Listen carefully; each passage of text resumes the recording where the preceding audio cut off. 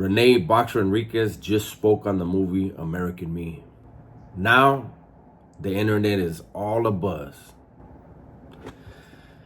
What's up, everybody? So, the other day, Rene Boxer Enriquez did an interview.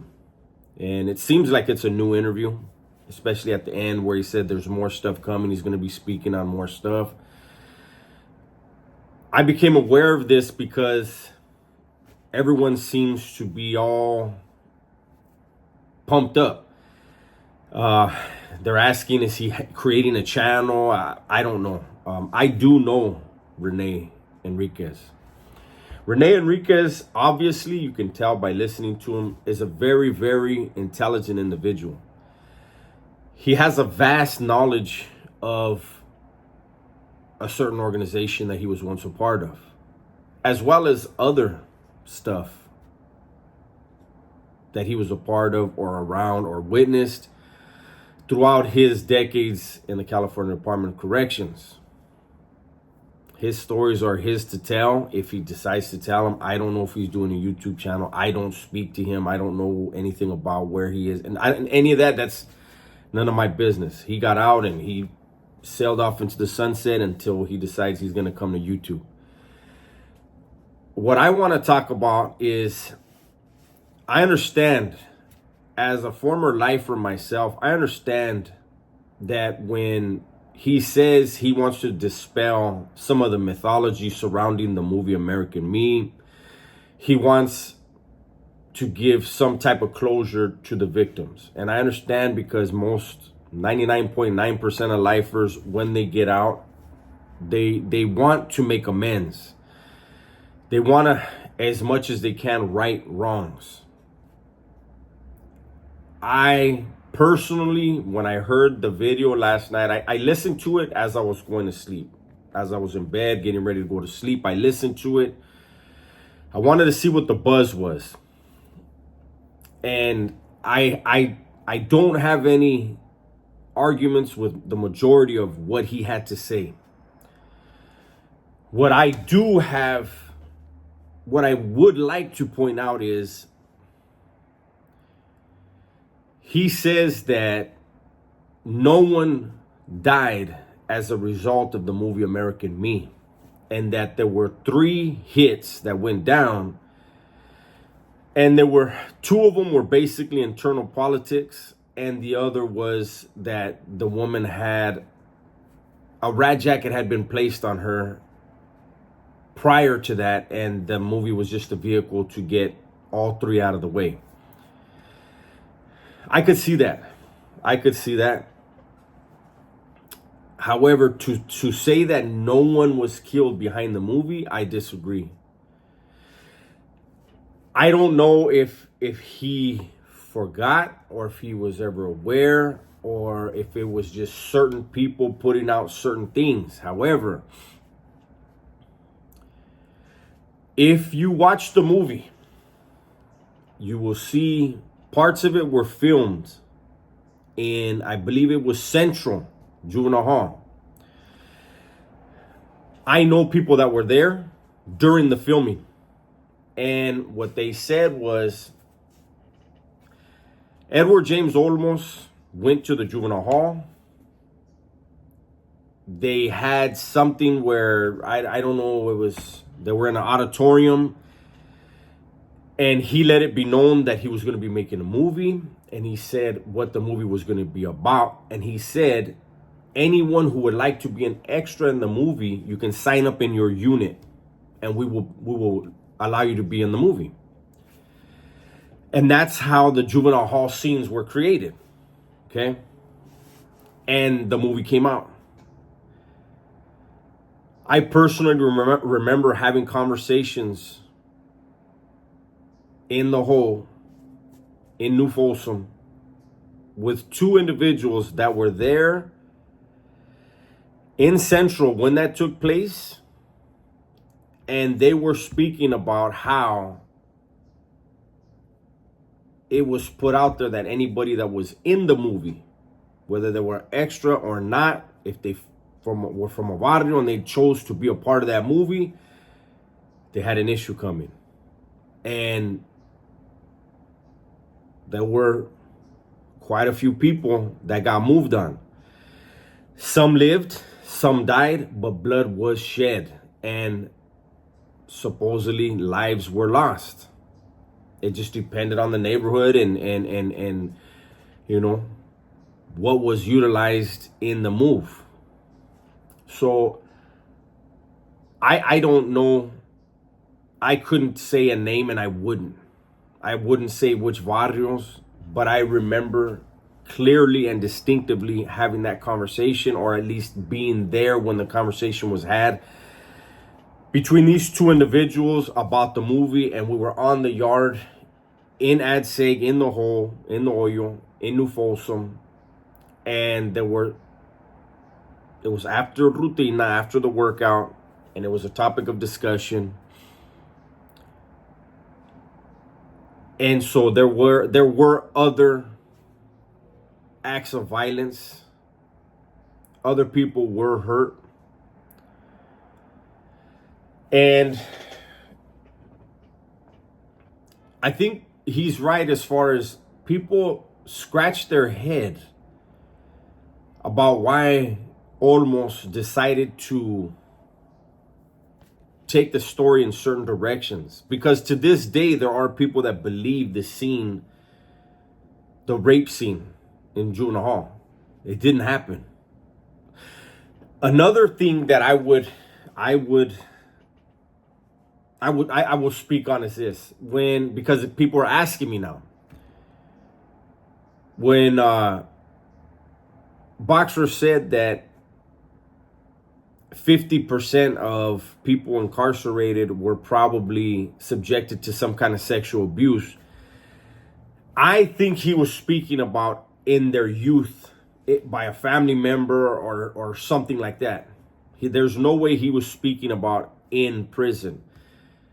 Now, he was from the generation before mine, as far as convict, we'll go by generations, and there were punks on the yard back then.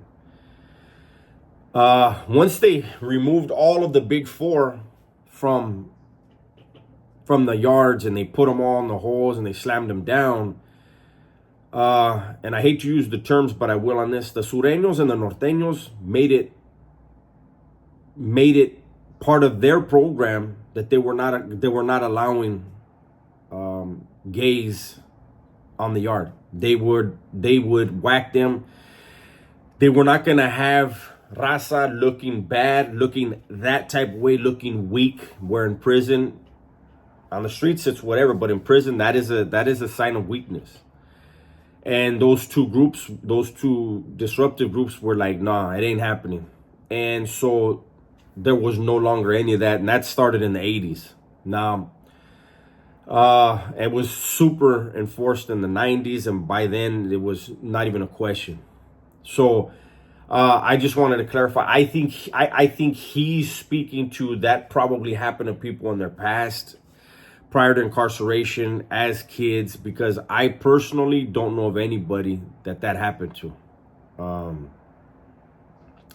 I remember I did a video on this. Well, I did a video, and part of this was in there, where there was a young homie, and he kept going to medical because he said his stomach was hurting him, that something was wrong with his stomach, and he was a little dude, and he had a cellie that was a big ass dude. And I remember, because my cellie was one of the main dudes on the yard, and I remember the conversation because I was always around those conversations because of my cellie. There was a discussion that were like, man, is this vato fucking raping his cellie?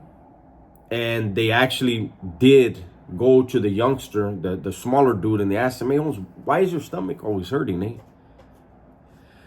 And he's like, oh, no, this and that. And they were like, hey, Holmes, no disrespect, eh, but your cellie ain't doing nothing to you, right? And he was like, no, hell nah, Holmes, I would never. Oh, okay. And it was one of those things where if it would have been the case, they would have whacked the bigger dude like that. But what wasn't discussed is what would have happened to the guy if it would have been true, the victim. And I believe he probably wouldn't have survived it, at least career-wise, because it would have come out sooner or later. Somebody's always got a friend. Somebody's always got that friend that they confide in, that they can trust, and he's not going to say nothing. But the thing is, that guy has the same person somewhere else. And the guy he talks to has that same person somewhere else. And that's why secrets are never secrets. And if you speak a secret to one person, it's no longer a secret. You got to assume that. So I disagree with those two things. I personally believe there were people killed behind that movie. I just don't think it was the organization itself that said go get them, or that said sent shooters directly. I don't believe that. They didn't do that. But it was put out there. Anybody in that movie, if you fucked around, you know what time it is. And the whole 50%, that's a huge number, man. You gotta just so you guys understand, there's probably around 30,000 Southerners incarcerated within the California Department of Corrections. That's saying 15,000 of them were molested, or, you know, I don't want to say the words, but, you know, things happen to them as kids. I think that's a really huge number. Were any of them? There's a possibility. There's a possibility. You know, society is messed up. But I just can't agree with that large of a number. Now, as far as anybody curious as to whether or not that man is going to start a channel or be more involved with YouTube, I don't know. People were asking us on the live last night. I don't know. We don't know. No one knows unless he's in discussions with someone. Then only he and those people, or only he himself, know that. And but he did say at the end of the video that there are going to be other topics. There are going to be other discussions. And from what I saw in the comment section, there's a lot of people looking forward to it. And I'm sure that there are a lot of people behind the walls that are not looking forward to it.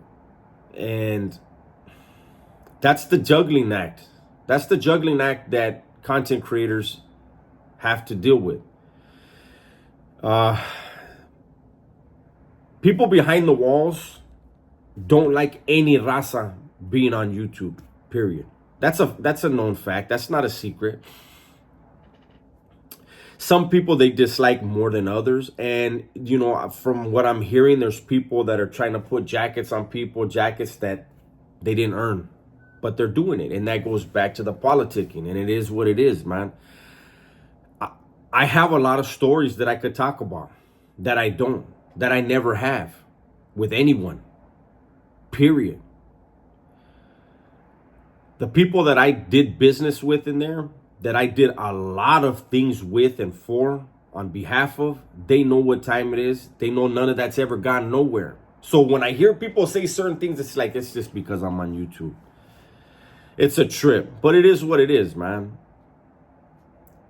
My intentions when I make these videos is to give people a glimpse into what prison really is.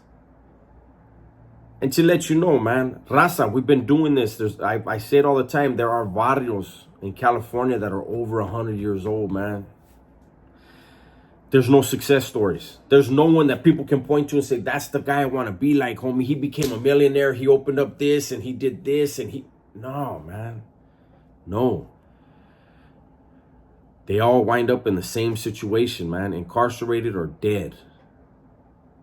And it's incarceration because of a violent act, and it's death because of a violent act. No future in it, man.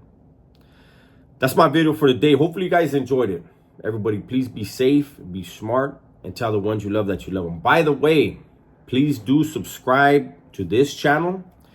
Also, I have two other channels. Dubess, D-U-B-E-S-S, as well as Dubess World, D-U-B-E-S-S World. I appreciate your time. I'm out of here.